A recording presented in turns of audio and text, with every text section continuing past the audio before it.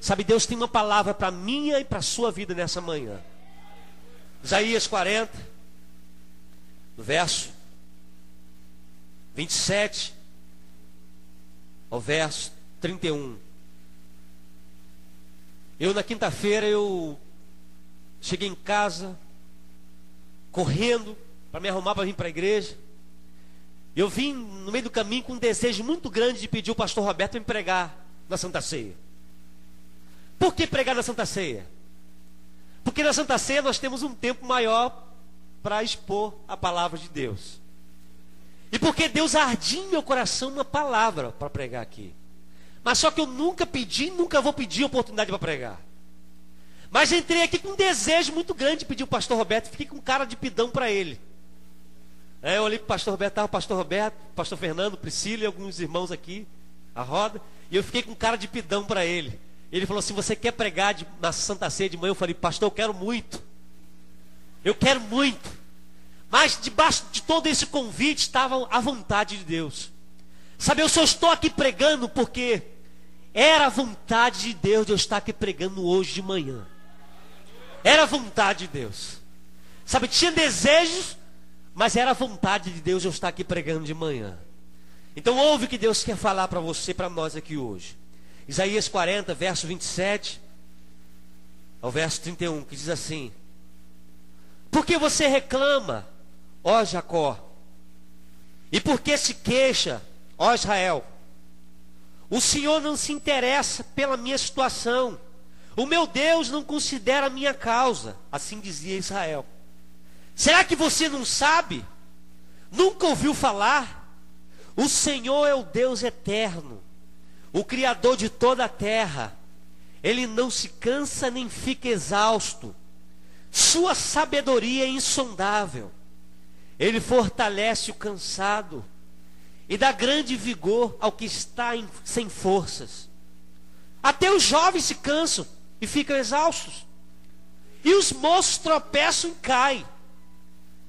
Mas aqueles que esperam no Senhor renovam nas suas forças, voam alto como águias, correm e não ficam exaustos, andam e não se cansam.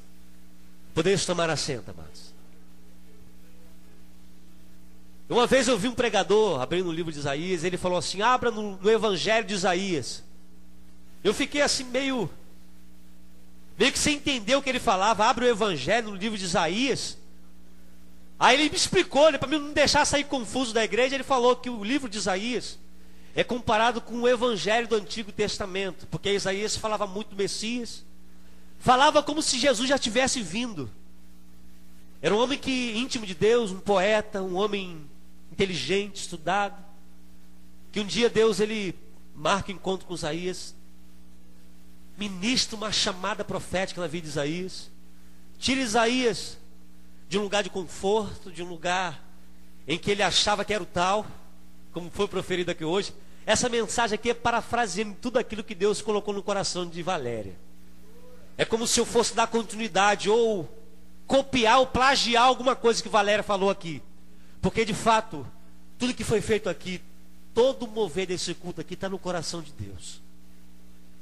Isaías foi um homem que Deus ele separou ele, ungiu os lábios de Isaías. Isaías era contagiado pela calamidade, iniquidade que havia no povo. Isaías ele ia no mesmo barco. Se alguém proferisse palavras profânicas, estava lá Isaías proferindo palavras profânicas. Até um dia de Deus pegar uma brasa viva do altar e tocar nos lábios de Isaías e concretizar a chamada profética que havia em Isaías. Isaías foi um homem de Deus igual a mim, igual a você. Isaías não era mais nem menos do que eu, nem do que você. Mas no capítulo 40, conta-nos a história que Deus ele levanta um governante, Ciro, um homem no anonimato, um homem que já não era nem respeitado, um homem que uma nação olhava para ele: esse camarada aí só tem status de poderoso, de guerreiro, e Deus usa esse Ciro, um governante persa, usa ele para tirar o povo de Israel do cativeiro babilônico. E no capítulo 40, Deus usa o profeta falando: consolai, consolai. E no verso 27 em diante, a gente vê um povo machucado, um povo que parece que não conhecia Deus, começa a questionar: cadê Deus? Onde está Deus? Afronta Deus, confronta Deus. Um povo que estava tão sofrido, tão distante de Deus, a ponto de querer questionar se realmente Deus existia ou não. E Deus começa a usar o profeta e falando: olha, os jovens se cansam. E aquele povo ficou com os olhos tatalados para Isaías, porque na lógica um jovem não se cansa porque ele está no seu vigor da idade, ele tem a sua força na plenitude. E o profeta fala: os jovens se cansam e ficam exaustos e caem. De tão cansado que se encontram, eles caem. Mas povo, os jovens se cansam, caem, ficam exaustos. Mas os que esperam no Senhor, seja a idade que for, eles andam renovados.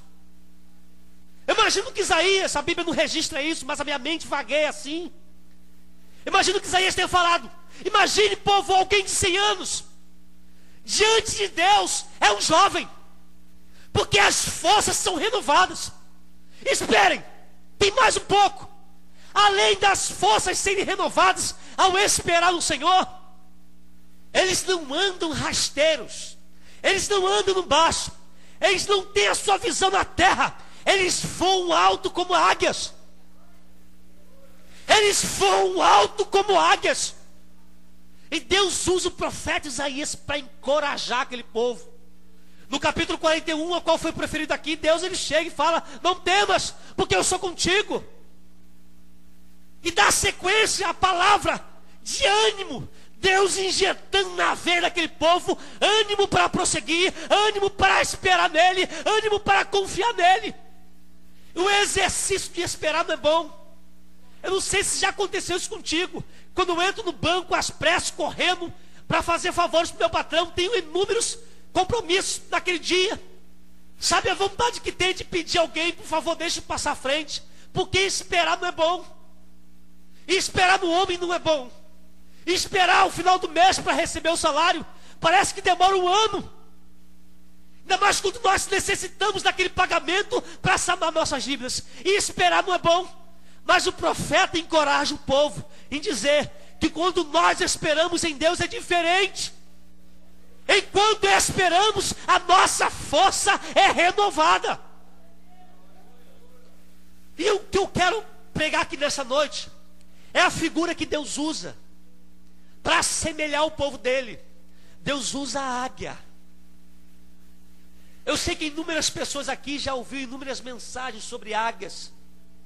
E a mensagem de hoje tem por título: Águias de Deus. Vire para o seu irmão aí e fala assim: você é uma águia de Deus.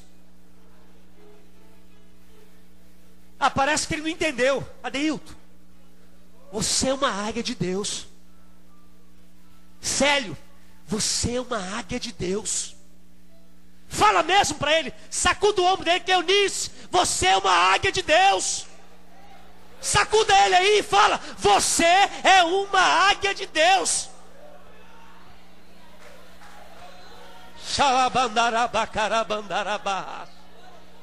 Eita Jesus. E me partiu interesse, desejo, a vontade de querer saber mais um pouco da águia. E é interessante que eu fui em alguns sites procurando, né, os pesquisadores, os camaradas que são responsáveis em pesquisas. Estudando a Bíblia, antes de fazer essa pesquisa, eu pude ver que Deus já falava da vida da águia. Em Êxodo capítulo 19, Deus ele chega para Moisés, depois de Moisés ter recebido um conselho do seu sogro Jetro. Moisés estava exausto, julgando as causas do povo. Sabe, o camarada não descansava. Imagino eu que nem para parar para comer ele tinha tempo, porque só problemas. Se fosse julgar bênçãos que o povo estava recebendo, era maravilha, mas só vinha pepino para Moisés resolver. O sogro dele olhou para Moisés, viu Moisés exausto, cansado, chegou para ele: homem, tu vai morrer, rapaz. Separa homens capazes, homens tementes, homens que se dedicam à vontade de Deus, e manda eles julgar a causa do povo para te ajudar. Moisés ouve aquele conselho, e a Bíblia diz que Moisés vai para o monte, e Deus fala com Moisés lá em cima: Moisés, quando tu descer, você se vira para o meu povo e fala assim: como uma águia tira os filhotes do ninho, assim eu vos tirei da terra do Egito. Em Salmo 103, Isaías, na sua oração, ele fala que a nossa mocidade é como a da águia que se renova. Em Obadias, Deus fala sobre a água. Obadias é um livro de um capítulo só, no verso 4. Deus ele exorta a nação de Edom e fala assim: ainda que você construa o seu ninho nas estrelas como uma águia, ainda de lá eu te derribarei. Deus fala na Bíblia sobre a águia. E o que eu mais fico apaixonado é que Deus me compara e compara você com uma águia. E tem um porquê disso. Deus não nos assemelharia com uma águia por acaso. Nós temos semelhança com uma águia. Uma águia mãe, quando ela está para pôr os seus ovos, ela sobe no mais alto, como Obadias diz. Deus considerou lugar próximo das estrelas, de tão alto que é um ninho quando uma águia constrói. Interessante que a águia, ela quando está na confecção do ninho, ela faz a sua camada, o ninho de palhas em volta, e no fundo do ninho ela coloca espinhos no fundo do ninho. Mas não deixa só nos espinhos, ela sobrevoa a terra, a caça, pega animais, outras aves, e quando ela pega essa caça, ela tira a pele, ou pelo, ou penas, e coloca por cima dos espinhos, e ali deposita 2, 3 ovos. Eu já ouvi algumas pessoas pregando que ela pega 2 ovos, só choca 2 ovos e quebra ao redor do ninho, mas eu não encontrei isso a respeito das pesquisas que vi. Ela choca sempre os 2, 3 ovos que coloca. E ela coloca naquela camada confortável. E ali choca seus filhotes. Depois que os filhotes nascem, é alimentado pela águia. A águia todos os dias traz alimento fresco para eles. Todos os dias. Vai à caça e traz alimento fresco para seus filhotes. Quando chega a época de voar, irmã Valéria, cresceu, tem que sair do lugar que atrofia, porque o ninho, ele só serve por um período. É como a festa dos jovens aqui, que Abraão teve que sair da tenda, porque a tenda muitas das vezes nos atrofia, nos faz ter visão embaçada, e sempre chega uma hora dos filhotes sair do ninho, querendo eles ou não, eles têm que sair do ninho, eles têm que voar, porque nasceram para viver nas alturas, eles não nasceram para viver dentro do ninho. Agora você imagina, uma águia que não quer sair do ninho, ela começa a crescer, começa a ficar com suas patas, sabe, atrofiadas, suas penas pesadas, não consegue voar, porque chegou a hora de voar, e ela não quer sair. Mas só que a águia mãe, ela convida os filhotes a saírem do ninho. É novidade para eles saírem do ninho, eles hesitam em sair, eles temam em sair. Aí a mãe águia vai lá, com o bico, tira o pelo, as penas e a pele do ninho, e fica só os espinhos. E os filhotes começam a machucar os pés, e obedecem, são obrigados a obedecer a voz da mãe, e sobem na asa da águia mãe, e assim saem do ninho para voar.